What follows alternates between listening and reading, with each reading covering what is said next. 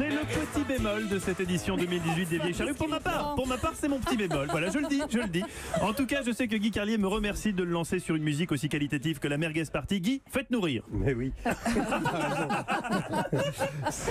Ce matin, je tournais un peu en rond dans l'écriture de cette chronique. Pour dire la vérité, j'évoquais ce concept nouveau de sexisme bienveillant. Je ne sais pas si vous avez vu ça, selon lequel la galanterie et plus généralement les attentions portées aux femmes par les hommes seraient en réalité une forme de sexisme bienveillant, certes, mais tout aussi condamnable que le sexisme agressif, car il maintient le rapport de force entre l'homme et la femme. Mais au fur et à mesure que j'écrivais, je me suis demandé si ce sujet allait vous intéresser et si vous n'alliez pas vous ennuyer. Et je constate donc que j'ai eu raison de me poser la question. J'ai donc Pouls vient de réprimer un bâillement, c'est-à-dire que c'est le truc, il faut pas faire ça. Il faut baille-moi à la gueule carrément, mais ne réprime pas parce que ça fait jouer 47 muscles et ça te fait faire une grimace épouvantable. J'ai l'impression que tu allais faire un malaise vagal.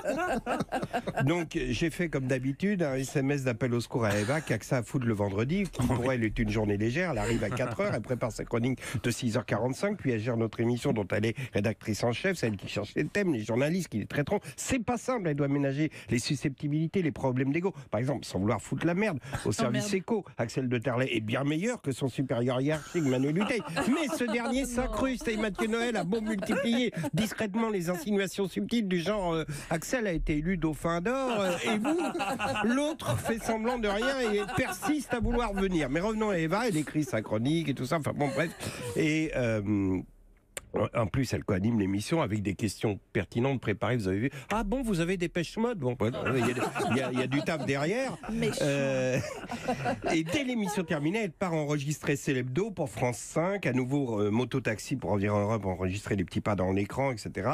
Entre-temps, elle doit rassurer Mathieu. Je crois que j'ai une tumeur au cerveau. Elle doit me rassurer, moi. Je crois qu'on m'aime pas. Enfin bref, malgré ses emplois du temps légèrement chargés, Eva me répond aussitôt par SMS en me donnant une liste de sujets à son image, dans une déception d'un monde qui la déçoit parfois, des nostalgies et des enthousiasmes. Donc ce matin, la mort de Coco le singe savant, celle du baron en pain, la fin des autolibres, le manteau incompréhensible de Mélanie Trump et le gardien de but argentin. Mais au même moment, je reçois une notification de mail.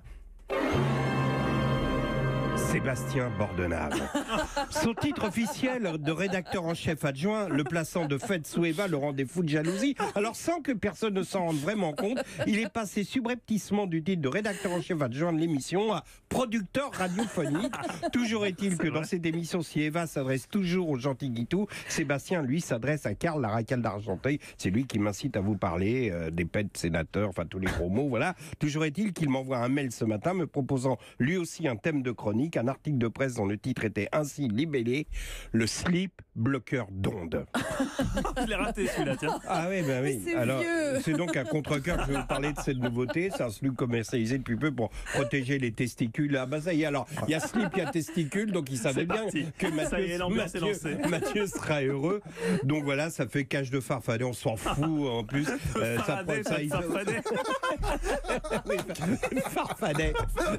C'est les testicules avec un petit chapeau avec des grelots. On s'en fout, autrement dit. Le slip bloqueur d'ondes, tu te fais des couilles en or avec si tu vends ça. Merci beaucoup Guy Carlier pour cette chronique, une des plus réalistes de la saison. À retrouver en podcast sur europe1.fr.